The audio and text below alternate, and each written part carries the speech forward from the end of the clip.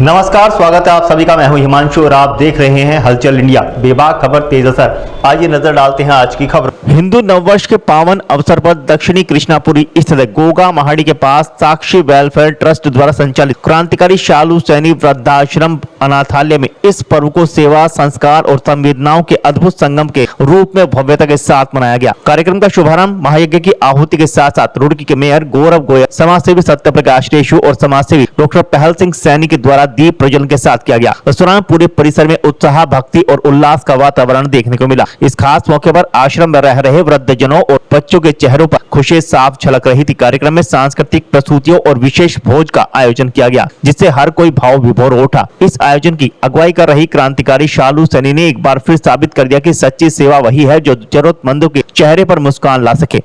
जैसा कि सभी जानते हैं, हर वर्ष की बात ही हमने इस वर्ष भी चैत्र शुक्ल पक्ष प्रतिपदा पर हिंदू नववर्ष के कार्यक्रम को हर साल हम जो है रामलीला टीले में मनाते थे, लेकिन इस बार क्रांतिकारी शालू सैनी वृद्धाश्रम में हमने दक्षिण कृष्णापुरी में मनाया और बड़े ही धूमधाम से मनाया है, जिसमें हमने संदेश दिया है कि अपनी संस्कृति को बढ़ावा दें। और जैसे 1 जनवरी के दिन लोग नववर्ष के रूप में मनाते हैं, वो 1 जनवरी का दिन सिर्फ तारीख बदलने का दिन है। जो हमारी संस्कृति में हिंदू नववर्ष होता है वो चैत्र शुक्ल पक्ष प्रतिपदा पर पहले नवरात्रि को शुरू होता है और ज्यादा से ज्यादा लोगों को अपनी संस्कृति के हिसाब से हिंदू नववर्ष मनाना चाहिए। यही हमारा हमेशा उद्देश्य रहता है और पिछले 12 वर्षों से हम इस कार्यक्रम को करते आ रहे हैं। और इसमें हमारा सुबह हवन हुआ था और अब सांस्कृतिक कार्यक्रम रहे, जिसमें बहुत कुछ समाज को सीखने योग्य रखा गया और हमारे कई अतिथि यहाँ पर पहुंचे। सभी का धन्यवाद। मीडिया बंधु पहुंचे और भी बहुत सब अतिथि पहुंचे, उत्तराखंड से पहुंचे लोग। तो मैं सबको ये संदेश देना चाहती हूँ कि अपनी संस्कृति को बढ़ावा दो, अपने बच्चों को हनुमान चालीसा सिखाओ, अपने बच्चों को धर्म से जोड़ो और अपने बच्चों को बताओ कि 1 जनवरी सिर्फ तारीख चेंज करने का दिन है, ना कि हमारा नया वर्ष है। हमारा नया वर्ष सिर्फ चैत्र शुक्ल पक्ष प्रतिपदा पर पहले नवरात्रि को शुरू होता है।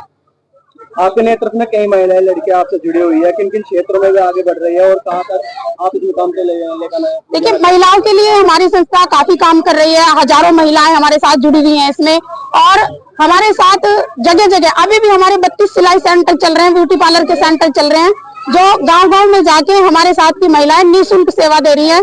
और महिलाओं को आत्मनिर्भर बनाने के लिए हमारी सेवा चल रही है, जिसमें सिलाई सेंटर और ब्यूटी पार्लर के सेंटर सिखाते हैं। और महिलाओं को आत्मरक्षा के लिए हम जगह जगह कैंप लगवाते हैं ताकि उनको मार्शल आर्ट की ट्रेनिंग दे सके और जूडो कराटे की ट्रेनिंग दे सके। अंतिम संस्कार के अलावा हमारी कई सेवाएं ऐसी चल रही है जिसमें हम महिलाओं को आगे बढ़ाने का प्रयास कर रहे हैं और उसमें हम सफल भी होते जा रहे हैं। अब तक हमने 20,000 से ज्यादा महिलाओं को आत्मनिर्भर बना चुके हैं और उनको आत्मरक्षा के गुण सिखा चुके हैं और इसमें मेरी पूरी टीम मेरा साथ देती है, ना कि मैं इसमें अकेली हूँ। आज जो है, जो बेचारी बेसहारा महिलाएं होती हैं या सहारावान महिलाएं होती हैं, उनके लिए एक वृद्ध आश्रम बनाया गया है जो क्रांतिकारी शालू सैनी के द्वारा बनाया गया है। और समाज के सभी प्रबुद्ध लोग हर वर्ग से और आसपास के प्रदेशों से भी लोग आए हैं।